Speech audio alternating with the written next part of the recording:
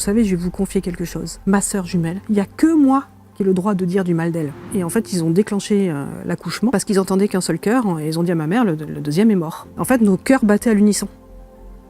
Incroyable. Quand j'étais petite, je voulais surtout pas être jumelle. J'aurais aimé être une fratrie classique avec un grand frère, Un grand frère, une grande une sœur, grande une sœur, petite sœur. Ouais. Et je voulais pas. Vraiment, j'en voulais pas. Je voulais être normale. Et moi, je suis restée toute seule dans le ventre de ma mère. Alors, ça n'a pas duré longtemps, hein, puisque moi, je suis arrivée à peu près 2 minutes après elle. Eh bien, ça peut paraître une éternité. On peut être chien et chat.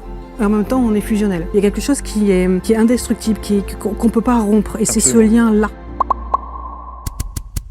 On a le plaisir d'accueillir donc Véronique installée sur les canapés pour nous parler de son expertise et de son accompagnement qui est assez singulier et on va voir de quelle manière elle peut effectivement vous aider, en tout cas à essayer de répondre à certaines de vos problématiques et grands questionnements existentiels si je puis dire. Bonjour Véronique. Bonjour Marc. Comment allez-vous ? Très bien, merci. Et vous ? Bon, on va parler de votre spécialité. D'abord, on a vu évidemment sur votre fiche index, vous avez mis simplement les mots gémellité et jumeaux. Oui. Ça n'est pas une profession. Non, c'est pas une profession. Bon, alors quand on vous demande ce que vous faites dans la vie, vous dites quoi ? Thérapeute, Ouais. avec une spécialisation dans l'accompagnement de la gémellité, des jumeaux, parents de jumeaux et aussi conjoints de jumeaux. Alors, ce qui est assez étonnant, c'est de se dire que ça puisse être, pas un problème, mais tout du moins la nécessité d'avoir un accompagnement. Un accompagnement, pourquoi ? Parce que la gémellité, c'est quelque chose de très particulier. Et moi, je suis née jumelle. Et j'aurais aimé avoir un thérapeute qui puisse m'accompagner. Parce qu'on rencontre des problématiques quand on est jumeaux. Tout un tas de problématiques. On n'est pas une fratrie classique. Alors certains le vivent bien et d'autres le vivent moins bien. Et moi, j'aurais aimé vraiment avoir quelqu'un qui sache ce que moi je vis et avec qui je puisse échanger et qui puisse m'accompagner dans cette évolution et dans cette problématique. Vous avez pris conscience de ça quand ? La problématique, il y a longtemps. Quand j'étais petite, je voulais surtout pas être jumelle. J'aurais aimé être une fratrie classique avec un grand frère, Un grand frère, une grande une grande sœur, une une petite sœur. petite sœur. Ouais. Et je voulais pas. Vraiment, j'en voulais pas. Je voulais être normale. Ok. Il n'y avait pas beaucoup de jumeaux quand moi j'étais enfant. Il y en avait. Alors aujourd'hui, avec les PMA, toutes les grossesses qui existent maintenant, il y a beaucoup plus de grossesses multiples. Mais nous, il n'y en avait pas beaucoup. Et donc, c'était rare. Et on était vus finalement comme quelque chose de pas normal. Donc, et moi, je voulais surtout rentrer dans le moule, je voulais être normale. Alors qu'on a quand même, quand on parle de gémellité, de jumeaux, on a on trouve ça beau. Oui, il y a un émerveillement même. La plupart du temps, les gens se trouvent ça. J'ai des jumeaux. C'est vrai ? Oui, absolument. J'ai un garçon et une fille. Ah oui, alors c'est encore autre chose. C'est des faux jumeaux. C'est ça, c'est encore autre chose. Là, c'est vraiment... nous, on est vraies jumelles avec ma sœur. Okay. Mes parents, ils marquaient les prénoms sous les photos Polaroid pour savoir qui était qui. Qui était qui, bah oui. Et donc vous êtes vraiment jumelles physiquement, oui. Vous êtes les mêmes. Oui. Alors aujourd'hui, à l'âge qu'on a, on s'est différenciés, on voit des différences. Okay. Mais si on nous croise dans la rue, qu'on me croise moi et puis qu'on croise ma sœur, je sais pas, 3 rues plus loin, les gens, ils vont pas forcément faire la différence. Ils vont se dire, il y a quelque chose. Ouais. Alors, ce qui est assez incroyable, et c'est là qui est intéressant, c'est de se dire pourquoi est-ce que vous avez vécu aussi mal cette gémellité ? Alors, c'est tout mon cheminement thérapeutique, mon propre cheminement thérapeutique. Alors, j'ai pas toutes les réponses. Ouais. J'ai fait plein de thérapies, j'ai expérimenté plein de techniques thérapeutiques. J'ai quelques réponses. Maintenant, je sais pas tout encore. Je crois que c'est pas tellement de savoir. L'objectif, c'est d'accepter sa gémellité. Mais c'est incroyable de ne pas vouloir l'accepter comme ça. En tout cas, pour moi. Et comment, pour vous, alors, la première question, c'est qu'on se dit, on sait le côté fusionnel que peuvent avoir parfois des jumeaux et des jumelles. Oui. Vous, visiblement, il n'y a pas de fusion alors, mais avec si, votre jumelle. c'est ça qui est paradoxal, c'est qu'on peut être chien et chat, et en même temps, on est fusionnel. Il y a un lien qui est extrêmement fort. D'ailleurs, quand on parle des jumeaux, on parle du couple gémellaire. Il y a quelque chose qui est indestructible, qu'on ne peut pas rompre. Et c'est ce lien-là. Ouais. Et ça va même au-delà du physique, au-delà de... Ah oui. Je veux dire, le lien est quand même extrêmement puissant, jusqu'à l'émotionnel, jusqu'au ressenti à distance, jusqu'à quand on est des vrais jumeaux, c'est ça. Alors pour certains, oui. Nous, avec ma sœur, je ne sais pas si on a ce ressenti-là, mais par contre, il y a quelque chose de très fort. Ouais. Et d'ailleurs, Bert Hellinger, qui est le père des constellations familiales, il disait que les jumeaux sont indissociables, mais pas indifférenciables. Et dans ce mot indissociable, il dit tout. C'est qu'il y a vraiment ce lien qui ne peut pas être rompu. Et il y a quelque chose de presque, j'ai envie de dire, ça vient des tripes. C'est-à-dire qu'on en parlait avec ma sœur il n'y a pas longtemps. Quand on était jeunes, si il y en a une de nous deux qui se faisait gronder par les parents, l'autre n'avait rien fait. Alors dans une fratrie classique, Peut-être le frère et la sœur, il va être content. Oui, c'est ça, ça peut. Oui, Par ça peut contre, jubiler, et ça c'est à peu près vrai pour tous les vrais jumeaux qu'on rencontre, généralement il y a un front commun des deux jumeaux. Parce que quand on s'attaque à l'un des deux jumeaux, il y a quelque chose on s'attaque à l'autre. C'est comme s'il y avait une difficulté à se désidentifier de l'autre jumeau. Alors, ce qui serait intéressant de savoir, c'est votre mal-être. Est-ce que votre sœur jumelle a vécu le même? Alors, elle l'a pas vécu de la même manière, mais ça a été difficile pour elle aussi. On en a parlé il n'y a pas si longtemps que ça, finalement. Elle voulait pas non plus? Alors, elle faisait avec, c'est ce qu'elle m'a dit. Mais elle a aussi vécu les difficultés de différenciation, d'être toujours considérée comme le couple, et non pas en tant qu'individu propre, parce qu'il peut y avoir cette problématique-là, c'est-à-dire qu'on considère le couple. D'ailleurs, on dit souvent, tiens, les jumelles, ou les jujus, c'est vrai. On parle jamais des deux séparément. Et c'est là où on trouve ça beau. Mais oui, parce qu'il y a quelque chose de magique. En même temps, c'est un mystère, les jumeaux, parce que, notamment sur les vrais jumeaux, on ne sait pas pourquoi ça existe. Il y a une division cellulaire qui se crée, mais pourquoi? Ça, aujourd'hui, on n'a pas la réponse. Et donc moi, j'ai longtemps cherché cette réponse-là. Et un jour, je me suis dit, je ne trouverai pas la réponse, en tout cas pas de mon vivant, et peut-être pas dans cette incarnation-là, ou peut-être j'aurai une réponse. Mais finalement, c'est quoi l'objectif, moi, dans ma vie? C'est d'accepter le fait que je suis arrivée jumelle sur Terre et qu'il y a sûrement un sens à ça, et de trouver ce sens-là. Alors, il faut que vous nous donniez des éléments de réponse dans ce sens-là, parce que vous avez entamé effectivement tout un processus thérapeutique mais c'était quoi? À la recherche de votre propre identité? Oui, c'était à la recherche de ma propre identité, de savoir pourquoi, d'abord, qu'est-ce que j'avais à faire avec ça, d'être jumelle, et surtout de trouver une liberté. Parce que je me suis rendu compte que dans ce lien-là gémellaire, en tout cas c'est moi ma vision, il y a comme une sorte d'enfermement. C'est-à-dire que, et ça ma sœur on en a parlé, c'est que comme une obligation de devoir toujours prendre en compte ma sœur, de toujours devoir l'intégrer à ce que je faisais, ou une obligation de dire tiens comment elle va, il faut que je l'appelle. Il n'y a pas longtemps on me disait tiens toi le matin tu te réveilles pour ton anniversaire, la première chose à laquelle tu penses c'est l'anniversaire de ta sœur, c'est même pas le tien. Je m'étais jamais rendu compte de ça. Il a fallu que j'arrive là, il n'y a pas longtemps, pour qu'on me le dise et que ça me percute. Et donc, comprendre ça, et puis vraiment de pouvoir trouver moi mon identité et de dire, ok, comment moi j'existe en tant qu'être entier et unique et individualisé. Et ça, dès toute petite, vous avez déjà ce genre de questionnement existentiel? Pas loin, oui. Ouais. Moi, depuis toute petite, je disais à mes parents, mais pourquoi je suis jumelle, quoi? Mais c'est terrible. Et je crois que les premiers souvenirs, quand j'avais 4-5 ans, quand je commençais déjà à me poser ces questions-là. Waouh. Et donc ça veut dire que vous vous chamaillez beaucoup, vous avez recherché cette distance pour ne plus être assimilé à des jumelles? Alors non, ce qui est paradoxal, c'est que, et ça je l'ai compris en travaillant sur ma naissance, parce que la naissance c'est déjà très important pour tout individu, c'est vraiment un passage très important pour l'existence, mais chez les jumeaux j'ai compris que c'était encore plus important.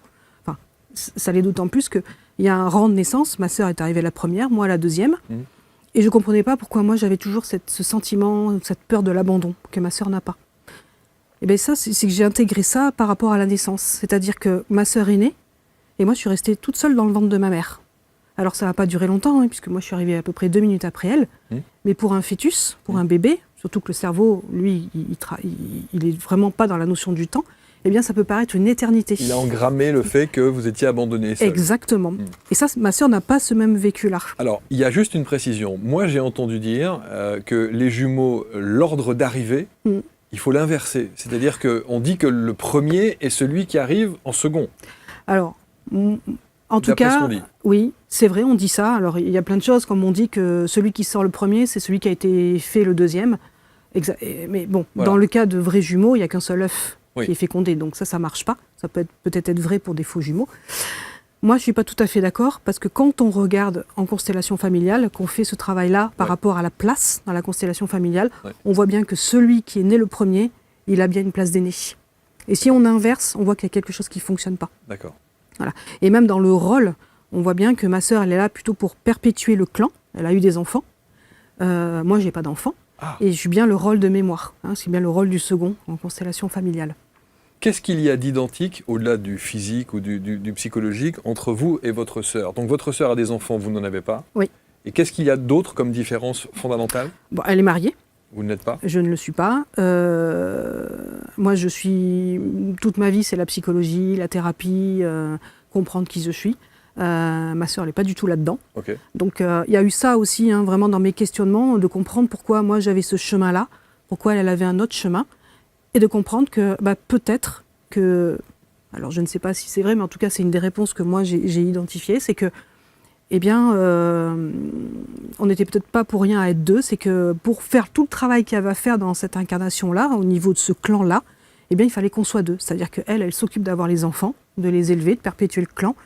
Et moi, du coup, je suis beaucoup plus libre et je m'occupe de la thérapie et de faire évoluer aussi voilà, au niveau de mon clan en termes de psychologie. On sait aussi que c'est génétique et c'est héréditaire. Oui. Votre sœur a des jumeaux? Non.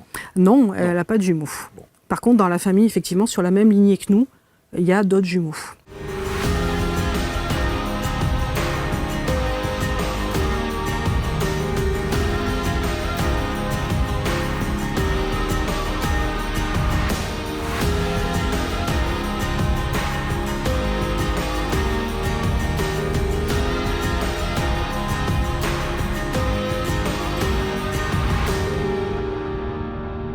Alors, vous avez parlé des constellations. Est-ce que les constellations, c'est l'outil qui vous a permis d'avoir des éléments de réponse aux questions existentielles que vous pouviez vous poser? Non, c'est pas l'outil. Par contre, ça a amené vraiment du sens et des réponses sur ma place.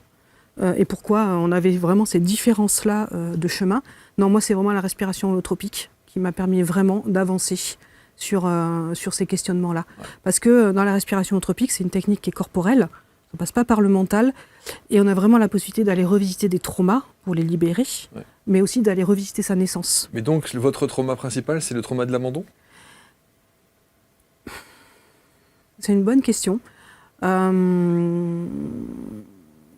que c'est le seul que vous avez cité depuis le... Oui, parce que c'est vraiment celui qui m'a vraiment amené à me poser des questions, et c'est vraiment celui où j'ai vraiment compris ça. Mais c'est là où, pardonnez-moi, c'est là où c'est paradoxal. C'est que vous décrivez un trauma d'abandon, oui, et vous recherchez une distance, oui, avec votre sœur. Tout à fait. Vous devriez avoir l'effet inverse, la réaction inverse, en disant « parce que j'ai ce trauma de l'abandon, je vais rechercher justement à être beaucoup plus proche d'elle ». Alors, il y a eu ça dans ma vie, c'est-à-dire que j'ai recherché et en même temps rejeté cette relation avec ma sœur. C'est compliqué, hein.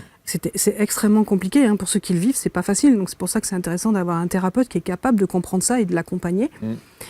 Et en même temps, aujourd'hui, c'est là où j'ai trouvé ma liberté par rapport à ces chaînes de cette relation, et que j'appelle vraiment ce processus d'individuation pour le jumeau, c'est de pouvoir bénéficier de toute la portée de cette relation gémellaire, ouais, sans en être prisonnier. C'est-à-dire qu'aujourd'hui, si j'ai envie de voir ma sœur, je l'appelle, et c'est un vrai plaisir. Mais si demain je me lève et je me dis il faut que j'appelle ma sœur, non, là ça va pas. Et donc c'est vraiment tout ce processus-là pour me sentir libre et de pouvoir bénéficier de cette relation. Et il y a ce lien. Aujourd'hui, on habite à 1 kilomètre l'une de l'autre.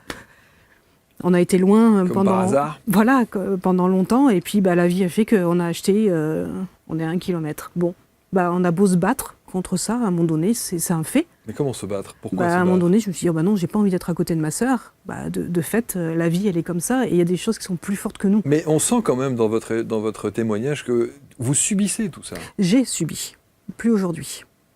Vous êtes en paix avec ça aujourd'hui? Aujourd'hui, je suis beaucoup plus en paix. Alors, il y a des... voilà, je suis en chemin, je suis comme tout le monde. Je suis pas encore réalisée. Ouais. Mais en tout cas, je suis beaucoup plus en paix avec ça aujourd'hui. Et c'est ce qui me permet, du coup, de pouvoir accompagner les autres jumeaux. Bien parce sûr. que j'ai pu prendre du recul par rapport à ça, me mettre en position méta. Et quand j'ai des jumeaux ou des jumelles qui m'amènent ces problématiques-là, d'abord, je comprends. Évidemment. Mais je ne suis pas prise par l'histoire. Et ça me permet d'avoir ce recul pour pouvoir les accompagner, en tout cas sur ce chemin-là. Alors, il y a évidemment des points toujours intéressants à explorer, et le fait que vous soyez spécialiste, experte dans cette thématique-là, c'est intéressant de vous poser ces questions-là. On a parlé effectivement des jumeaux, et notamment des vrais jumeaux, ceux qui se ressemblent véritablement, et il y a toujours un petit délire des parents de les habiller de la même manière quand ils sont petits, de les mettre dans la même école, et parfois même dans la même classe, et là il y a un débat. C'est vrai. Vous avez des parents qui disent « Ah non, il faut les séparer ». Et vous avez aussi des institutrices, instituteurs qui disent « C'est vraiment mieux, effectivement, de les séparer ». Mais vous avez aussi des demandes des jumeaux et jumelles qui ne veulent pas être séparés. C'est vrai. Qu'est-ce qui est bon, pas bon, moins bien, bien? Il n'y a pas de règle. Encore une fois, la gémellité, c'est quelque chose de très particulier. Moi, je dis toujours aux parents, faites-vous confiance. Parce que vous êtes leurs parents, et vous, quand ils sont petits, notamment à la maternelle ou en primaire, c'est vous qui savez ce qui est bon pour eux. S'il n'y a pas une demande explicite de l'enfant d'être séparé, ou en tout cas pas dans la même classe, ou de rester ensemble, eh bien, écoutez-vous. Donc déjà, écoutez les enfants quand même. Écouter les enfants, oui, c'est important, parce que s'il y a un enfant qui dit « Ah ben non, moi je vais être tout seul parce que je veux avoir mes propres copains ouais. », je pense que c'est à respecter. Okay. Parce que c'est l'enfant qui le verbalise. Okay. Mais après, sinon, eh bien, moi je dis aux parents, faites-vous confiance, écoutez-vous, c'est vous qui savez. Et il y a effectivement tous les écoles, les enseignants, tout le monde y va de son commentaire. Mais oui, et basé parfois sur, vous savez, c'est prouvé scientifiquement, c'est prouvé, c'est l'argument majeur. C'est l'argument, mais il n'y a rien de prouvé. Il n'y a rien de prouvé. Et ce qui est vrai et juste pour un couple de jumeaux ne le sera pas forcément pour un autre couple de jumeaux.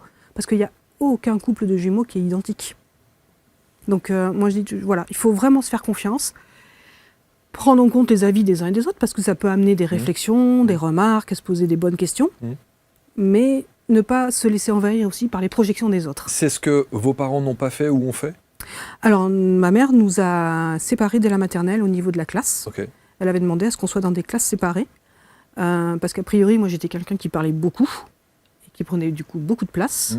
Et donc ma sœur, a priori, non. J'ai appris ça il n'y a pas longtemps, parce que c'est elle qui me l'a dit. Et donc ma mère avait demandé à ce qu'on soit séparés pour qu'on ait chacune notre place. Et moi, depuis toute petite, j'avais toujours remercié ma mère de nous avoir séparés parce que ça nous permettait d'avoir notre classe, notre maîtresse, nos propres copines ou copains. Et donc je l'avais toujours remercié de ça. Est-ce que pour les anniversaires, vous étiez toujours invitées toutes les deux ou pas ? Alors ça, c'est aussi un grand débat. C'est un sacré débat et on s'est retrouvés dans ce cas-là. Oui. Et de se dire, mais c'est pas notamment le fait d'inviter des jumelles et ma fille, évidemment, se retrouve dans ce cas de figure en disant « mais moi, je suis plus amie avec une et pas l'autre ». Oui. Sauf que c'est difficile d'inviter une seule alors que l'autre, voilà, elles font partie de la même classe, c'est délicat. C'est délicat et effectivement, c'est une des problématiques qui se présentent. Oui. On ne fête jamais notre anniversaire tout seul, aussi. C'est vrai. Et puis, quand on veut, par exemple, choisir de fêter son anniversaire tout seul, c'est ce qui s'est passé pour ma sœur il y a 4-5 ans, elle avait invité toute sa belle famille. Elle m'avait invité aussi, puisque évidemment c'était son anniversaire. Et au moment de souffler les bougies sur le gâteau, tout le monde m'a dit bah, toi tu vas souffler aussi. Et je dis non. Mais non, c'est elle qui fête son anniversaire aujourd'hui. Oui. C'est pas parce que c'est aussi le mien, c'est sa journée. Et donc moi je n'ai pas fêté, et surtout j'ai pas soufflé les bougies, parce que c'était important pour moi de respecter le fait que c'était sa journée d'anniversaire. Mais ce qui est assez incroyable, c'est cette volonté, ce désir viscéral chez vous, que de vous détacher quand même de ça.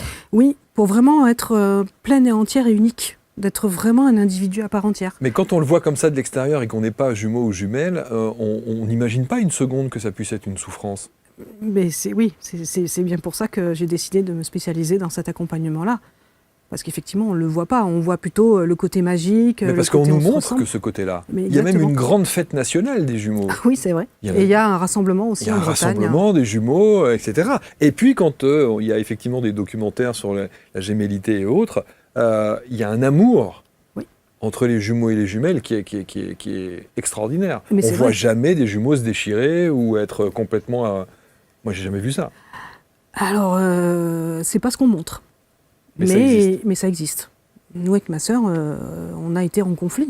Et je peux vous garantir que quand on est en conflit, ça fait bien 10 ans que c'est pas arrivé, hein, on en a parlé il y a pas longtemps, je lui ai fait remarquer, donc c'est aussi que moi j'ai fait tout ce travail-là et donc on a évolué. Mais comme m'a dit mon neveu, quand vous êtes en conflit et que vous prenez la tête, comme il dit, il ne faut pas se trouver dans la même pièce. Donc il y a à la fois cet amour qui est très fort, mais c'est quelque chose de très fusionnel, mais on dit souvent que l'amour et la haine, c'est la même chose, donc c'est un sentiment qui est très fort. Et donc, il y a vraiment quelque chose de très puissant dans cette relation. Dans notre échange, il y a un mot qui revient régulièrement depuis tout à l'heure, qui dit « j'ai appris ça il n'y a pas longtemps ». Oui. Ça veut dire que dans votre cheminement, malgré le nombre d'années et l'expertise que vous avez aujourd'hui, vous découvrez des choses depuis peu. Oui, parce que ma sœur n'étant pas dans ce cheminement-là, eh bien, on dit toujours que... les choses arrivent quand c'est le bon moment, ou les secrets sortent quand c'est le bon moment, ou les choses se disent quand c'est le bon moment. Et bien, je crois que ma sœur, elle avait aussi besoin de ce temps-là, et sûrement que pour moi, c'était pas le moment non plus pour apprendre certaines choses. Et donc, petit à petit, de par moi, mon cheminement, et puis toute mon évolution personnelle, quelque part, j'ai embarqué ma sœur, et à son rythme, eh bien, il y a des choses qui se libèrent. Et donc, moi, j'apprends des choses aussi, puisqu'effectivement, eh bien, il y a des choses qu'elle a su par ma mère que moi, je ne savais pas et je n'avais pas l'information. Bon, c'est important de communiquer alors, hein, Oui. avec la famille, avec Oui. les parents, avec votre maman, etc. Oui, etc. oui, Ouais. c'est très important, oui. Comment est-ce que vous avez été accueilli quand votre maman apprend parce que là aussi, Oui, c'est une grande histoire. c'est une grande histoire. C'est-à-dire, même in utero, ça commence, quoi. Oui, sauf que in utero, ils ne le savaient pas. Exact. C'est-à-dire qu'ils ont su que 6 mois. 6 jours. 6 jours. 6 jours 6 jours avant. avant qu'on naisse, qu'on était 2. Exact. Et parce que ma mère, assez rapidement, ne voyait plus ses pieds. Et donc, disait au médecin, mais vous êtes sûr qu'il n'y en a pas 2 ? Et le médecin disait non, parce qu'ils n'entendaient qu'un seul cœur. Et donc, ils ont décidé, 14 octobre, de faire une radio, parce que c'était le tout début des échographies. Et là, ils ont vu qu'il y avait 2 bébés. Ma sœur était déjà engagée. Et on est né 6 jours plus tard. Et en fait, ils ont déclenché l'accouchement, parce qu'ils entendaient qu'un seul cœur. Et ils ont dit à ma mère, le deuxième est mort. En fait, nos cœurs battaient à l'unisson.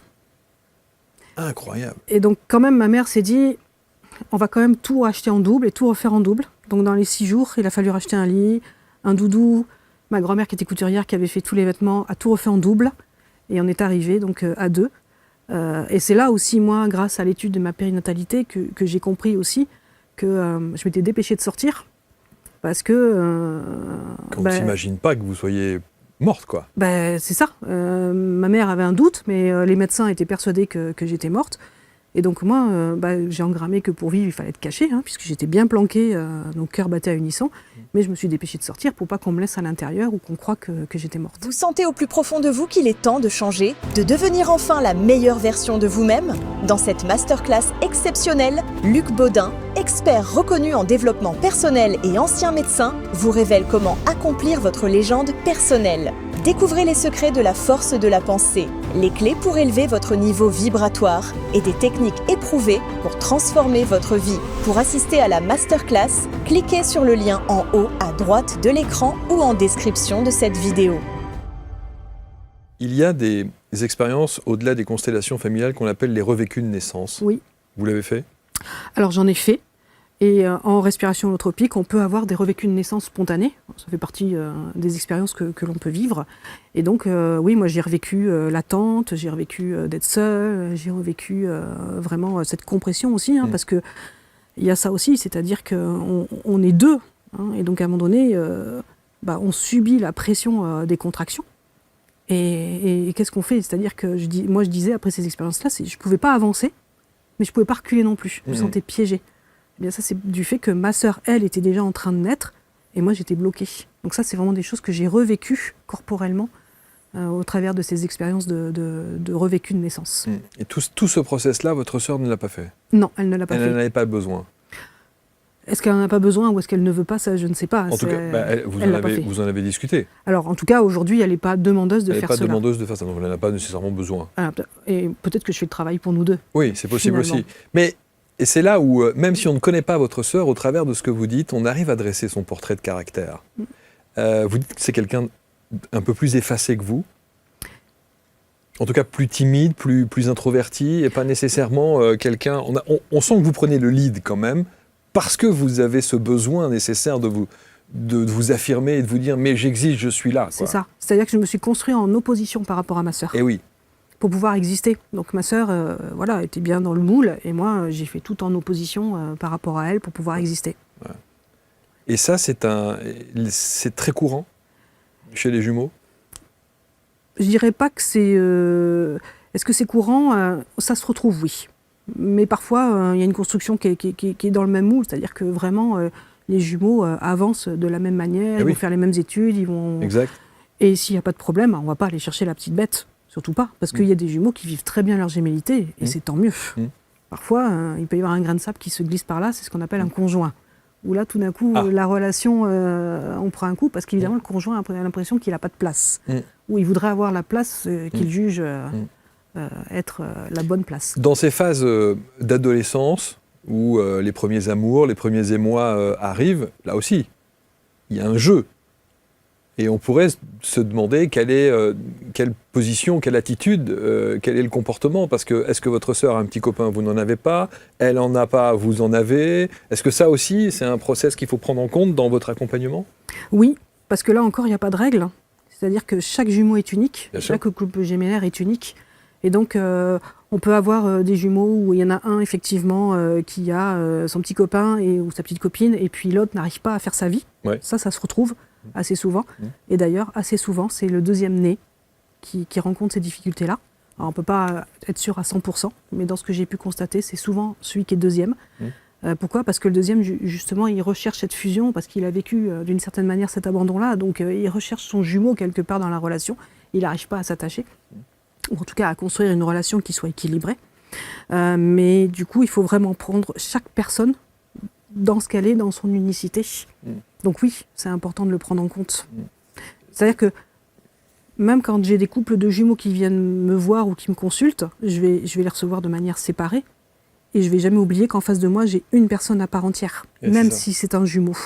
Et que si le lendemain, j'ai l'autre jumeau, eh bien c'est une personne complètement différente. Parce qu'ils n'ont pas le même vécu. Et ça commence dès le ventre, in utero. Parce que chaque bébé ne réagit pas de la même manière. C'est toute l'épigénétique qui commence à rentrer en compte. Sauf que dans votre approche, à un moment donné, vous êtes obligé de fusionner pour comprendre l'histoire. Alors, c'est-à-dire qu'il va y avoir d'abord un premier rendez-vous où je vais les recevoir ensemble pour comprendre un petit peu ce qui se joue, quelle est leur demande aussi. Parce que souvent, il y en a un qui est plus moteur que l'autre. Eh oui. De fait. Hein. En l'occurrence, vous. En l'occurrence, par moi, rapport à dans mon votre sœur. histoire. Voilà. Donc moi, on n'a pas fait ça, hein, mais en tout cas, on va d'abord faire ce rendez-vous-là. Et puis, on va définir. Après, moi, je les reçois séparément pour vous définir avec chacun quel est l'objectif de la thérapie. Et il y a tout un travail individuel avant de pouvoir remettre un rendez-vous ensemble pour voir un petit peu ce qui a évolué. Mais généralement, ils en parlent entre eux aussi, au travers de l'avancée de la thérapie et au travers de ce qui m'est rendu en termes de témoignages. Ça me permet de voir les avancées. Vous connaissez des jumeaux brouillés qui ne se voient plus et pour qui ça n'a pas fonctionné et que ça ne fonctionne pas? Non, j'en connais pas. Non, c'est impossible. Ça peut être conflictuel ou ça peut être très fusionnel. Mais non, aujourd'hui, j'en connais pas. Alors, ça existe, sûrement, hein, mais moi, je n'en connais pas. Mais alors, c'est fou parce que quand on a l'image des jumeaux et des jumelles, on ne peut pas s'empêcher d'avoir un sourire. Parce qu'il y a tout de suite une connotation de « c'est beau, la vie est bien faite », il y a quelque chose de magique, d'étonnant, surtout quand on est vraiment jumelles, en l'occurrence pour vous, physiquement de A à Z, quoi. Oui. Donc c'est ça qui est assez extraordinaire. Oui, mais si on regarde... Il y a de la souffrance. Alors en aussi. tout cas, pour moi, il y a eu de la souffrance. Et puis, il y a quelques années, on m'a demandé d'amener une photo de moi étant petite. Eh bien, le choc.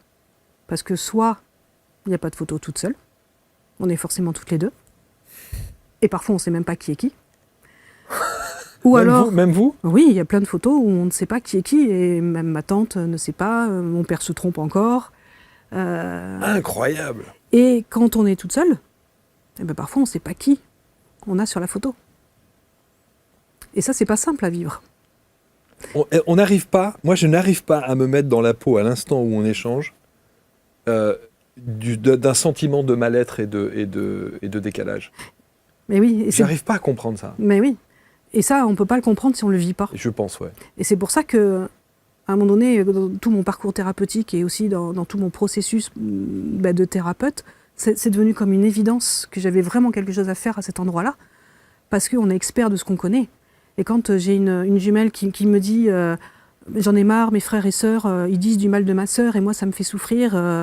Et là je l'ai regardée, je lui dis vous savez, je vais vous confier quelque chose. Je lui ai dit, pas plus tard qu'hier, je disais à ma tante, ma sœur jumelle, il n'y a que moi qui ai le droit de dire du mal d'elle. Et là, clac, il y a un jeton qui est tombé pour elle, parce que tout d'un coup, la culpabilité, elle s'est envolée. Mais ça, si je ne suis pas jumelle, je ne peux pas le savoir. Je ne peux pas lui dire ça. Bien sûr. Et je ne peux pas l'aider à sortir de sa culpabilité. Parce que tout d'un coup, elle a compris qu'elle n'était pas toute seule dans son vécu, dans son ressenti. Et elle s'est dit, ah oui, mais il y a quelqu'un qui me comprend. Et Non, mais c'est pas anormal. Non, mais de toute façon, l'expertise que vous avez, personne d'autre ne peut l'avoir si il n'a pas été, évidemment, jumelle ou jumeau. C'est ça.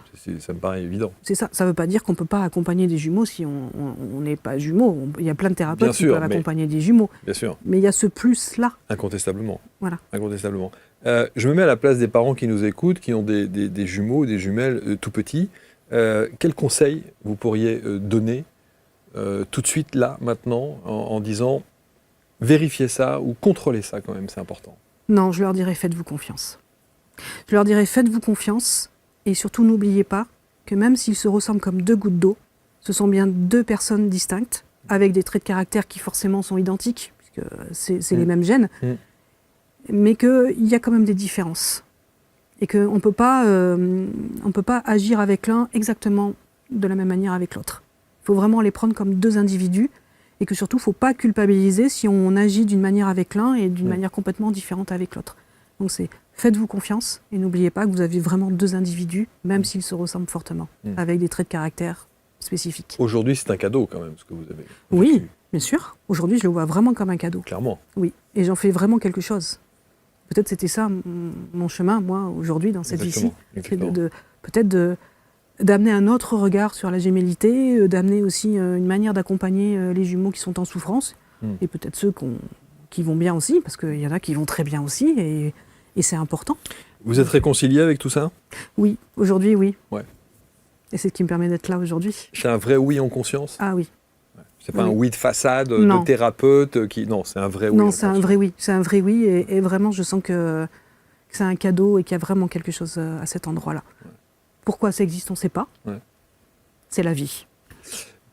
La plupart des gens qui viennent vous voir, quelle est la problématique majeure que rencontrent les jumeaux qui prennent contact avec vous? C'est de trouver leur place propre. À chaque fois, c'est ça? Oui, souvent. Oui, très régulièrement. C'est vraiment de pouvoir exister par eux-mêmes sans être complètement liés à... Ce que je disais tout à l'heure, dans ces chaînes de cette gémellité et de plus se sentir, comment je vais dire, dans cette obligation de prendre l'autre en compte en permanence. Ou d'être comparé aussi, parce qu'il y a beaucoup de comparaisons chez les jumeaux. Et ça peut être très souffrant. Ça, c'est sûr. Donc oui, c'est souvent cette problématique de place et d'identité. Ouais. Qui suis-je? Et d'entendre les adultes, quand on est enfant, d'entendre les adultes dire « Ah, mais elle est plus comme ça, non, mais elle est moins comme ça. Oh, tu sais, c'est pas son genre, parce que sa sœur, elle ferait différemment. » C'est difficile, ça, je pense. Oui, c'est difficile, parce que les jumeaux sont vraiment beaucoup comparés. Oui. Parce que quand vous avez deux têtes identiques, c'est extraordinaire. J'ai envie de dire, c'est humain de comparer. Eh oui, mais vous avez beau avoir deux têtes identiques, c'est pas exactement les mêmes. Ouais, bien sûr, bien sûr. Il y a des différences, même si elles sont minimes, et que parfois on les voit... On sent à l'œil qu'il y a quelque chose qui est un peu différent, mais c'est presque imperceptible. Est-ce que ça veut dire que vous avez toute votre vie décidé, voulu, insisté pour prendre le contre-pied du vécu de votre sœur? Oui, pendant très longtemps. À chaque fois, c'était ça? Oui, et c'était inconscient. C'était pas conscient. Jusqu'au fait de ne pas avoir d'enfant? Est-ce que vous pensez que c'est la vie qui a décidé que vous n'auriez pas d'enfant, ou est-ce que c'était vraiment une volonté pour vous opposer à ce qu'a réussi votre sœur? Non, j'aurais aimé avoir des enfants. Ok. Voilà. Maintenant, j'ai pas eu d'enfants. D'accord. Donc, sûrement que c'est la vie qui a décidé pour moi. Mais pour beaucoup de choses, j'ai pris le contre-pied, mais de manière très inconsciente. Aujourd'hui, je mets toute cette conscience-là dessus. Bon, vous l'aurez compris, si vous invitez éventuellement les jumelles à fêter un anniversaire, il y a Véronique d'un côté et il y a votre sœur de l'autre. On est bien d'accord. Et il n'y en a qu'une qui souffle les bougies. C'est ça. Alors, c'est pas tout à fait vrai, mais en tout cas... Vous le faites quand même ensemble? Alors, on le fait bien sûr ensemble. Un peu quand même. Mais on peut le faire aussi séparément. Et c'est bien... C'est important, ça. Pour donner un conseil aux parents qui écouteraient, mettez 2 gâteaux. Ah oui. Eh oui. Chacun son gâteau. Avec chacun ses bougies. Et les Noëls et tout ça, vous avez toujours fait... vous aviez chacun vos cadeaux, vous aviez chacun... Et personne ne repassait les fringues à l'autre ou des choses comme ça? Non, parce que pour le coup, moi j'étais vraiment dans une construction très, très réactionnaire par rapport à ma sœur, donc j'étais très garçon manqué, ma sœur était beaucoup plus féminine. Ok. Mais il y a des jumeaux ou des jumelles qui se passent les vêtements. Il y a quand même beaucoup de différences entre votre sœur et vous. C'est fou quand même. Oui, il y a beaucoup de différences et en même temps, il y a des choses... On est les mêmes, on a des goûts... identique. Mais c'est passionnant de vous entendre parce que je crois qu'effectivement, on a aussi bien d'un point de vue, d'un regard et d'une hauteur de vue de parents peut-être une façon d'appréhender les choses qui n'est peut-être pas nécessairement la bonne. On voit peut-être pas la souffrance de l'un des deux. Donc ça aussi, c'est à prendre en compte. Même si il y a cette notion que vous évoquez en disant « faites-vous confiance Oui. », ça reste quand même très abstrait. C'est pour ça qu'il faut se faire accompagner. Mais Parce oui, que faites-vous confiance, c'est... c'est On pas commence facile. par quoi? Qu'est-ce qu'on fait? Est-ce qu'on fait bien? Ouais, je ressens un truc, mais c'est peut-être pas nécessairement ce qu'il faut. Vous voyez ce que je veux dire? Mais oui, c'est pour ça. C'est pour ça que cet accompagnement, alors il peut ne pas durer très longtemps, mais ça peut être ponctuel pour recevoir un petit peu d'aide et Ouais. se dire, ok, là je rencontre vraiment cette difficulté-là, est-ce que je fais bien ou pas? Et d'être accompagné par un thérapeute, ça fait pas de mal pour justement se rassurer aussi en tant que parent. Les traumas psycho-émotionnels, la respiration holotropique, l'un des outils, les constellations aussi. Oui. C'est un outil évidemment. Vous formez? Alors oui, en psychogénéalogie, Psychogénéalogie. voilà, et Ouais. puis j'ai d'autres en astrologie aussi, je forme. Psychogénéalogie, évidemment, la libération émotionnelle. Est-ce que vous allez montrer cette émission à votre sœur? Oui, C'est vrai oui, Elle attend de savoir? oui, elle attend avec impatience de pouvoir la voir. Génial. Oui. Elle va se voir, Elle va se voir, d'une certaine manière. pour le coup. Oui. Je trouve ça génial. Oui. Bon, on termine là-dessus, Véronique. Qu'est-ce que vous aimeriez qu'on retienne de vous?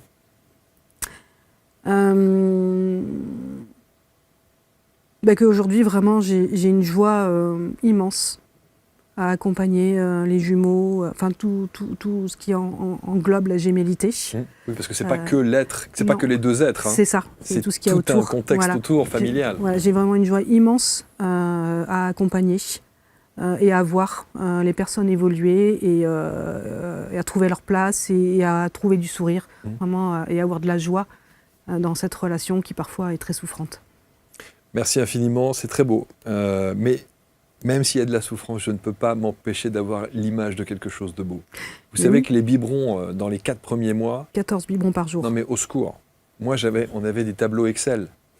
Et on disait, alors attends, qui pleure là? Ah oui, attends, alors il a pris, elle a mangé. Ah oui, non d'accord. Ouais. C'était ça, hein. C'est La ça. gestion avec les tableaux Est-ce Excel. qu'on donne le premier qui pleure? Exactement. Mais c'est toutes ces questions-là qui sont qu'on ne peut pas se rendre compte quand on est parent d'une fratrie classique. Et un garçon et une fille, c'est aussi incroyable. Oui. C'est-à-dire que quand on a des faux jumeaux, comme vous, il y a un embryologiste néerlandais qui me disait il n'y a pas longtemps, c'est une fratrie classique qui partage le même ventre.